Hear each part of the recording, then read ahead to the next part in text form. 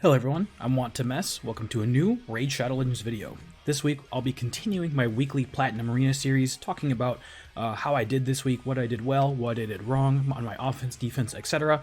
So let's jump right into it. So here I'm just finishing up a fight against a Mountain King team, again, super popular this week. We have right around the last 15 minutes or so. I refresh and I see a very fast team, Arbiter, CP, Warlord, Necrit.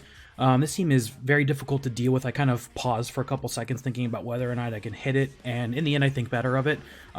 Thinking back, I probably could have hit it with a specific offense team using Valkyrie or possibly Hegemon, but hopefully I'll learn to do better this upcoming week. So here I see a Sifi plus Warlord team with Hegemon. So I bring in my Molly to try to boost my turn meter so that I can go before them. Now, unfortunately, it's a very strong nuke Hegemon who actually kills me through the shield on my Trunda, so very dangerous. However, I'm able to get off the revive with Molly, so she's able to pick her up. I do not only does it reset my cooldowns with Chimera, but it also boosts my turn meter. So I'm able to boost Trunda's turn meter up a little bit. I'm able to take a turn, kill most of them, reset, and finish them off. So a little bit dangerous, and you see there I accidentally did in fact hit a Mad member, so that was a big mistake there, but props to them. That was a pretty risky defense for me to hit. If I had been paying a bit closer attention to the names, I should not have hit them. So here we see, going back to, I make sure I double check it's a town member. So this is a team with almost definitely a very high resistance Duchess. However, you'll see I built up Yoshi to use. However, I actually messed up here. So, well, against Krisk, it ended up working because Yoshi got some boosted turn meter from Krisk's passive. But you'll see in future fights, I kind of rushed to build Yoshi before Arena Reset, and so unfortunately he was not the correct speed. So I believe I have one or two fights in the last 15 where it ends up hurting me, not a ton, but a little bit. So now here we're seeing another Mountain King plus Hegemon team, very common nowadays. However, this one is not running a Warlord. So, well, I guess Hegi plus Mountain King doesn't really run Warlord too often. But I just bring in standard team with a Krisk, and I'm able to... I do not get locked out, which is nice, and I always make sure you target the Necrit with the Trunda A2 there. And you will see I have somebody new on offense this week. I pulled Kymar during the 10 times Kymar event. Honestly, so I also was in a bit of a rush to build him as well this week. However, I think all the times I used Kymar, it went pretty well. It was just the occasional mistake here and there on offense, which we'll see a little bit later on. So pushing 45 seconds here, a little bit slow, but not bad. After they revived, I maybe should have just used Trunda's A3. I'm still kind of not used to having Kymar and having my abilities reset. So it's in my head so much just to always start with A2 on Trunda whenever it's available. So here we go. So you'll see I do actually decide to wake up the enemy team. That's because I know that my Trunda is most likely going to go before the Mountain King and wake him up anyways. So I want the ally protection from Krisk on either Trunda or Kymar. So you see Mountain Kings are actually targeting my Kymar now, which is really, really nice because he's fast enough that he'll usually go and do his job. He'll be able to get off his reset before most Mountain Kings even take a turn. So even if my Trunda gets nuked very heavily by a Hegemon, I can usually she'll take damage onto her shields, and then Kymar will take the hits from Mountain King, and it's a good damage distribution. So now here, if I remember correctly, we're going to see my speeds get messed up a little bit. I'm hitting T-Swift here. I know for a fact, or at least last week, he ran a very high resistance Warlord and Duchess. So we see here, I had my speeds wrong, so my Yoshi went after my Madam. So that means that I didn't get defense down on either the Warlord or the Duchess. So they both survived my nuke. So I'm not really in danger here. The team is, in my opinion, it's like an okay stall team, but it doesn't really do very much outside of that, which good stall teams, all they really do is stall, right? But Yeah, overall, I think if I had properly tuned my Yoshi, this would have been a significantly faster fight. So yeah, we've been locked out. We're kind of just cycling through here, hoping to finish quickly. Yeah, honestly, I do really like Yoshi. I think he's an excellent champion. I hope everybody went for him. I think I just needed to spend a little bit more time, and I'm going to build him up better this week to make sure that he's working properly. So now here we see kind of an interesting team. I'm not a fan of this team. So the reason why is Warlord on this team. So using Warlord as a resistance leader. Now, unfortunately, I got a little bit unlucky in that Warlord counterattacked my Madam and actually reduced her turn meter. However, I was still able to use A2. For whatever reason, this person's running a high health Hegemon, so that made an excellent target for my Trunda's A2. But back to why I don't really like this team is because most people at this level of the game in terms of Platinum should just have Lydia, and Lydia gives higher resistance, 20 more. Also works with Mountain King plus Nuke Hegemon really well. And on that team, Warlord doesn't really have anyone to enable them. Duchess does give block debuffs, which is what Warlord needs. However, she doesn't boost turn meter at all. And in a team like that, she's most likely high resistance. So I kind of feel like that team doesn't do a whole lot. So here we see kind of like a pseudo speed team. They are running Duchess lead, so a little bit of speed lead, Siphi into Gurgo with Valkyrie. Now, I rebuilt my Arbiter into speed, so I was able to use just a raw speed team there. Sleep in with Kymar, strip Nuke, pretty straightforward. Now, here's another team, kind of a variation. We're seeing, actually, this person's running a very fast Gurgo. So they have a lesser speed lead than myself. They have 19% instead of 30, and my own Kymar is about 300 speed. So that means that, I don't remember exactly Gurgo's base speed, but they are running a, like, maybe 310 plus speed Gurgo, which I guess is not impossible, but it just caught me off guard by how fast it was. So here, my team doesn't have any revives, which is a little bit risky now, running Kymar instead of Arbiter. However, we were able to recover and get the win. It did take a little bit longer than I would have liked. However, considering I had a rough start in terms of Gurgo going, most of the time if Gurgo takes a turn there, a lot of teams end up losing. So the fact I was able to recover is very good. And you see me there, I dodge another speed team from Tau. I'm not really used to having Arbiter back up to being very fast. She is 380 speed now. So next week, hopefully I'll be a bit more comfortable with all of my offense options and do better. Here we see, again, I still am using Ethos, especially against Force teams, because of the weak affinity for Trunda makes it a little bit dangerous. He's still performing okay. Yeah, that's about all I can say. Unfortunately, this week was very frustrating in terms of people running defenses with a lot of Swift Parry, which, again, pretty much everybody runs Swift Parry in some way, shape, or form. I run Swift Parry in my defense, but it really felt like this week everybody was proccing Swift Parry against me like 100% of the time. So, again, we run into this same Warlord team. Seems like a pretty, not necessarily super fast, considering Mountain King is always has the potential to be a little bit slow for Trunda teams, but a fairly safe win in my opinion. So again, this person's running a high health Hegemon for some reason. So since the Duchess is resisting me, Warlord doesn't have very high health, and Mountain King is weak affinity, I end up A2ing the Hegemon instead as the high health target. Now, unfortunately, I actually make a misclick there.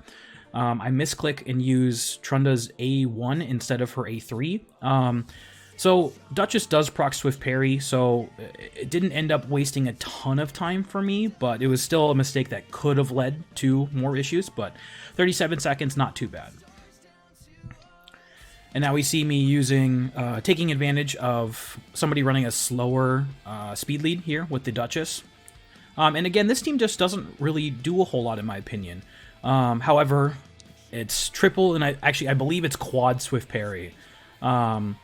So, and you're gonna see here that I actually get, I put my fight on auto, and my Arbiter, since my team still had increased attack on, she's not smart enough to use her A3 instead of her A4.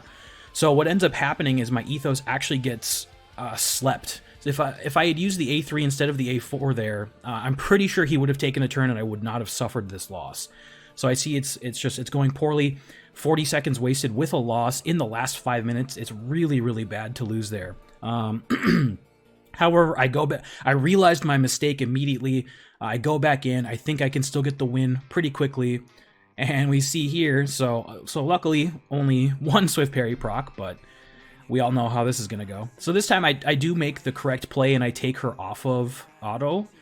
Or excuse me, yeah, I take her off of auto. And right there, I use the A1 because I just wanted to make sure that I for sure kill or proc the Duchess there. So Duchess reduces damage through AoE attack, so if I use the A2 or A3, realistically, she was low enough health that it would have killed her anyways, but I don't know, I was just kind of rushed in that moment and kind of annoyed by how that team was doing against me. So here we see another team. This team is kind of a speed team with Arbiter, but considering the fact that there's literally nobody in the game who runs a speed-tuned Mountain King to their Arbiter, or at least a decently fast Arbiter, I figure it's a pretty quick win. So 26 seconds, pretty nice.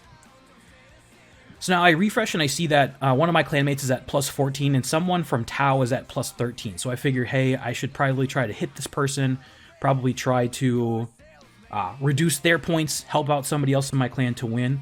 And unfortunately, I actually get very unlucky here. You see a couple different resists pop up there.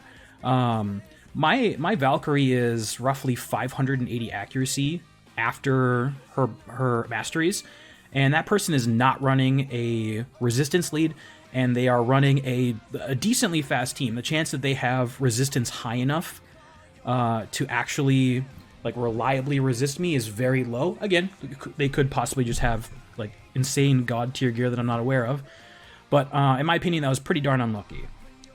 So now here we see another person procs all their swift parries and procs the counter attack against me. Yeah, this was honestly like this is kind of just how this week went for me. So I do save the Kymar reset there. I figured that I need to save it so that I can boost turn meter even more. So I save it, I boost, and unfortunately he cuts in front of my Madam. But I'm able to re-strip everybody. Most of their revives are gone. Yeah.